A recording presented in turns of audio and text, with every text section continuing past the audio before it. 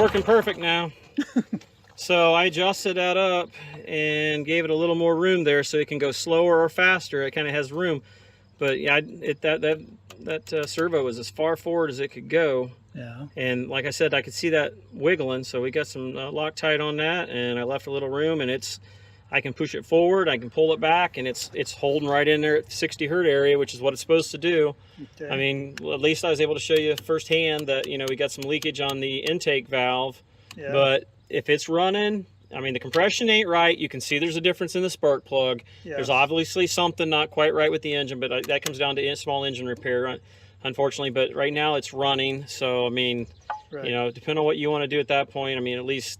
Well, at least maybe they can tell me what it... All right, we're going to put this back on auto.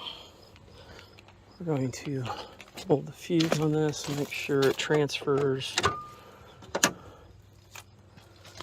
It should start counting down. Like I said, the biggest thing here was there was no room for that servo to go forward. We kept this engine's got issues. The engine's got issues. Ain't much more I can do about that. You can tell.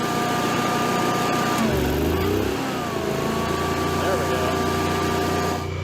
That is not very big wire. So 243. Pulling right in there, 59 hertz, 59.9.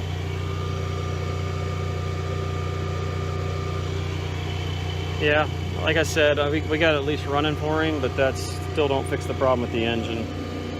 Does not fix the problem with the engine. Like I said, I'm not an engine guy. They don't cover it in class, and that's just not my tea. I don't do much with that. So go ahead and make sure this transfers back.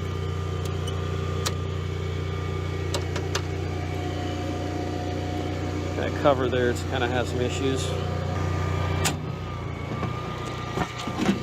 It's transferred back. There we go. Well, this is one of those ones that just irritates you.